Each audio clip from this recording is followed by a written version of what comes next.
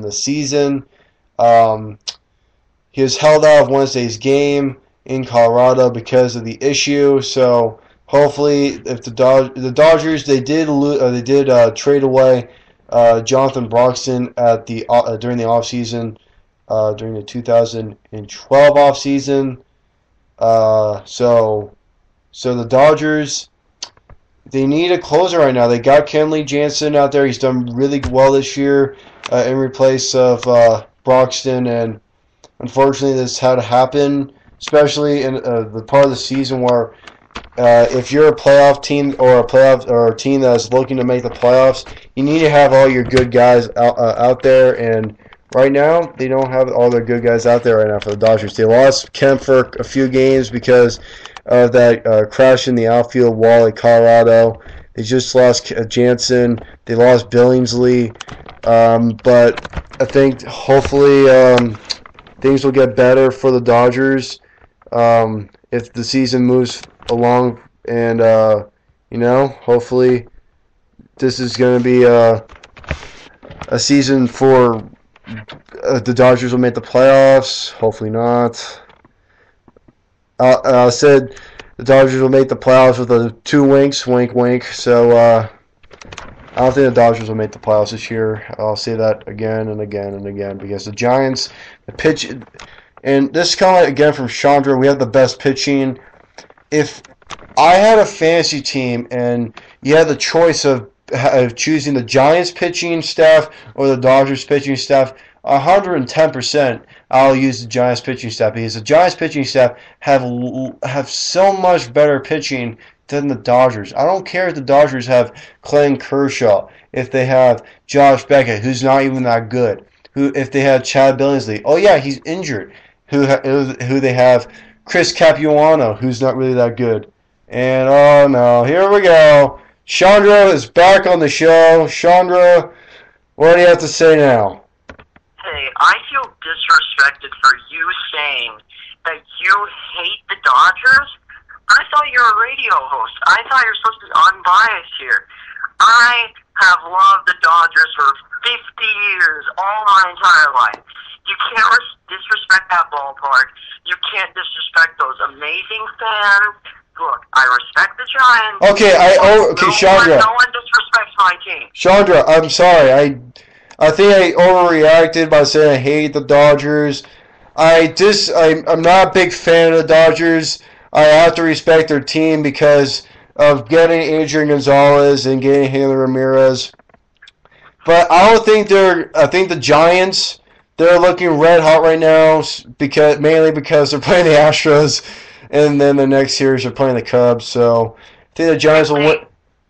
If they make the playoffs, if the Dodgers make the playoffs, you have to come out on your show and publicly apologize to all of my bros, all my fans, all my Dodger fans, everyone. I am the Dodger fan truth teller.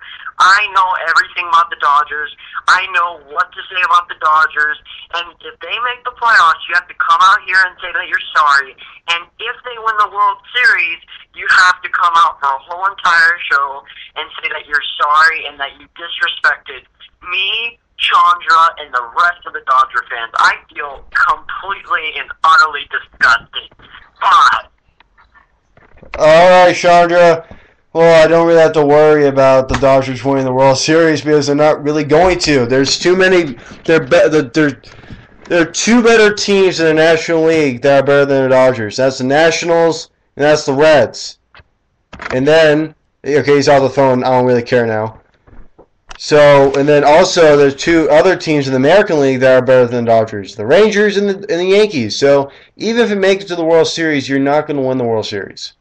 Plain and simple. Sorry, Chandra, and sorry every Dodger fan. I overreacted in saying, hey, I hate the Dodgers. I dislike them. Actually, no. I'm not a big fan of the Dodgers.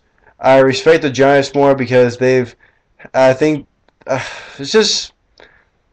I'm here in the middle of in the state of California. I'm in Sacramento. You know, and it's sort of like It's like you like the A's. Nah, I'm not really as far away from the A's. Like the Giants, really. I like the Dodgers. A lot of people like the Dodgers in Sacramento. So, in my case, I'm sorry, and I agree to Chandra's deal. If the Dodgers make the playoffs, I'll give a 2-minute rant on how the Dodgers, how I got my decision wrong, and how the Dodgers made the playoffs. And well, if the Dodgers win the World Series, I don't really have to worry about that. So, before we go to our next commercial break, we'll be talking about birthdays. Happy birthday to you. Happy birthday, Cliff Lee.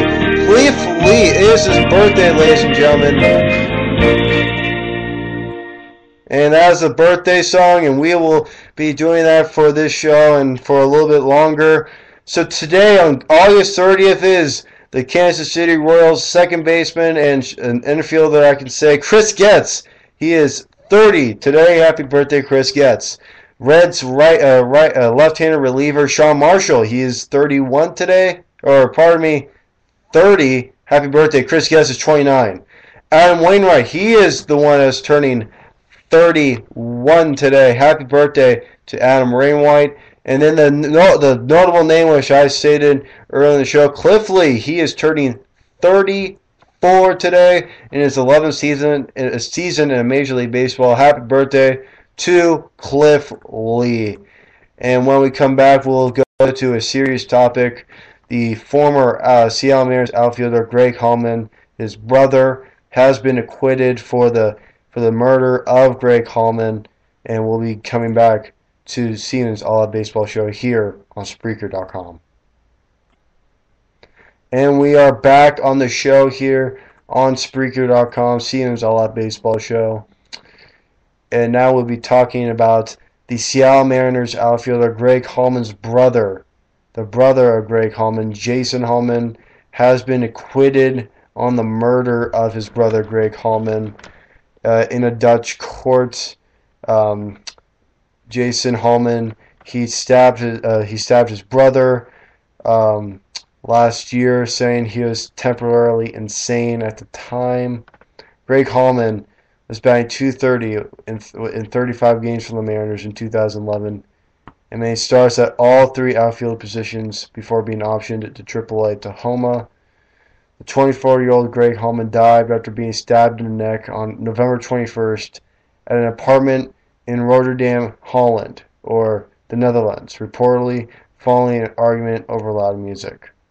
In a written statement, the court said Jason Hallman was allowed to walk free after psychiatric and psychological assessments found, quote, there is not only a remote chance of any reoccurrence, it is well possible that the psychosis has been a singular event.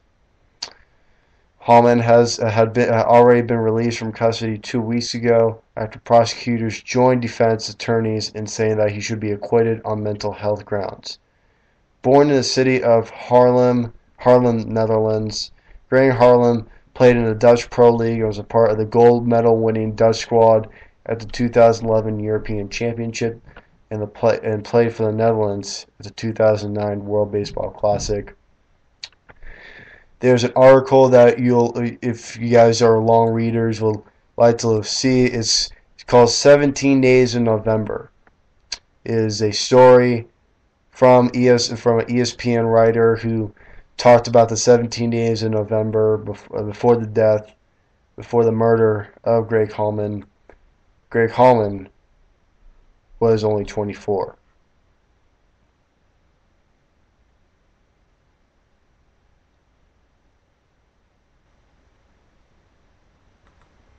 After that moment of silence right there, Jimmy Rollins. Let's go to a little bit of funnier stuff. Jimmy Rollins, the shortstop, the infielder for the Philadelphia Phillies, was benched today. He did not play in the Mets Phillies game that the Phillies ended up winning by a score of 3-2. Kyle Kendrick got the win. John Neese gets the loss. Jonathan Papelbon gets his 30th save. Jimmy Rollins His latest jog toward first earned a spot where he wanted to hustle is on the bench. Rollins was benched after a pair of base running blunders Thursday in Philadelphia's 3-2 win over the Metropolitans. It was the second time in 2 weeks that the 2007 NL MVP was scolded for not hustling on the base paths. Rollins was pulled for the start of the 7th inning after a pair of mistakes in the 6th. He failed to run hard on a drop pop-up that could have put him on second base. He stole second base, then was caught in a rundown on a grounder and was tagged out. Rollins drew the ear of Philadelphia Phillies fans earlier this month when he jogged down the line on a grounder in a game at Milwaukee. He met privately with manager Charlie Manuel the next day. Manuel refused to bench his all-star shortstop then. He had no hesitation against the mess this time around.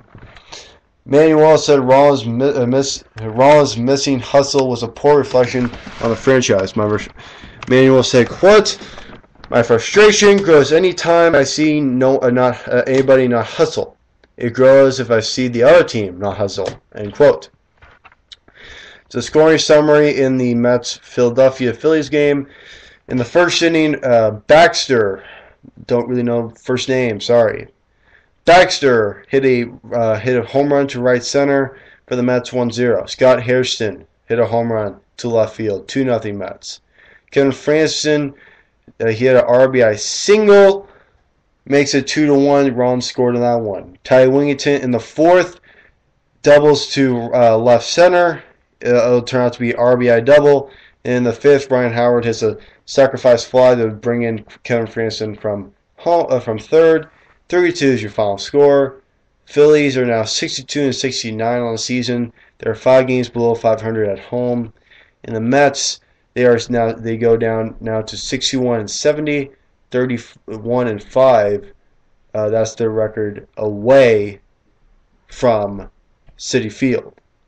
So that's not really good news for the Phillies. Obviously, they're not doing well this year. They're 4th in the NL East, so it's unfortunate that this had to be the case, that it was time for Rollins to get benched. So now let's go to the Dodgers and Chandra. Chad Billingsley, I told you guys he was injured. Well, he's received an injection of platelet-rich plasma in his right elbow Thursday, a therapy that could be Billingsley's last hope of pitching again in 2012.